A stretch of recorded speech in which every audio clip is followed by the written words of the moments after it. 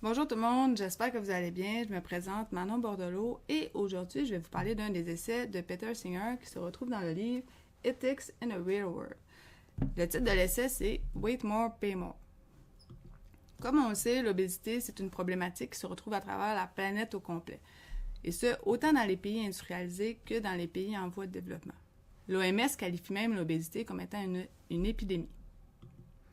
Donc, en lien avec cette problématique, Singer se pose deux questions principalement, à savoir, est-ce que le poids d'une personne regarde qu'elle puis personne d'autre?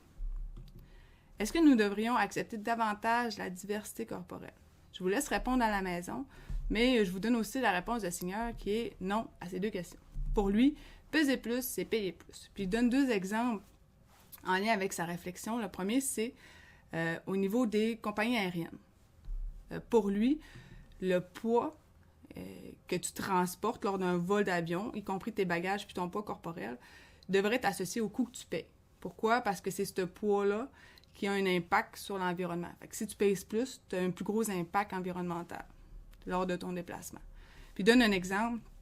Mettons une personne qui pèse 40 kilos puis qui a un bagage, bien normalement, elle paye pour son bagage.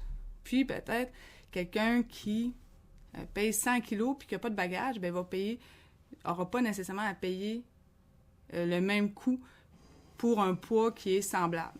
Ici, à droite, vous avez l'exemple d'une personne elle avait 2 kilos de trop dans sa valise.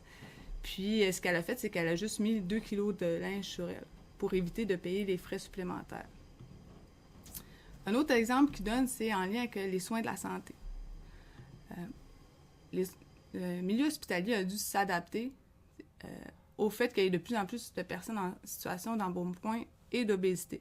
Il a fallu qu'ils supersisent leurs outils pour diagnostiquer, que ça soit parce que les personnes n'y rentraient plus.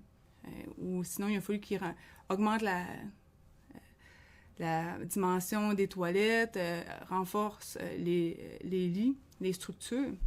Puis ça, ben, c'est associé à des coûts. Les coûts, ça c'est pris dernièrement, les coûts de l'obésité au Canada en 2020 sont estimés à entre 5 à 7 milliards de dollars et ça devrait augmenter en 2021 à 9 milliards de dollars. On sait que l'obésité, c'est un facteur de risque pour plusieurs maladies, comme tout dernièrement la COVID-19, puis bien, traiter des maladies, ça coûte cher.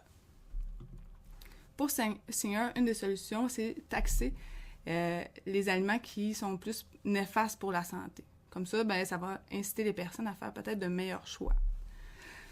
Pour ma part, j'ai une perception où est-ce qu'on devrait plus miser sur la promotion que la prévention de la santé, donc agir en amont.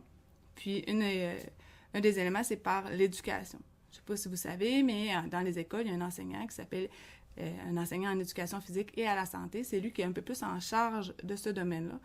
Puis, ben, c'était démontré que si les jeunes enfants et adolescents adoptent de saines habitudes de vie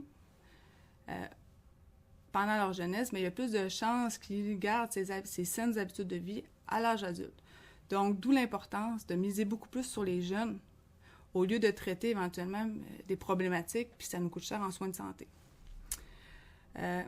Posez-vous aussi la question, présentement, on a des élèves avec des cours de maths, des cours de français pratiquement à tous les jours, mais avec un cours d'éducation physique et à la santé par semaine. Qu'est-ce que ça va donner prochainement dans la société de demain? Est-ce qu'on devrait miser un peu plus, équilibrer un peu plus les cours pour faire une société un peu plus en santé, tant au niveau intellectuel que physique? Donc, je vous remercie de votre écoute. Puis pour vrai, c'est un livre super intéressant. Là, je l'ai pratiquement tout lu. Puis je vous conseille de le lire au complet aussi, puis pas seulement écouter nos vidéos résumées. Sur ce, bonne semaine!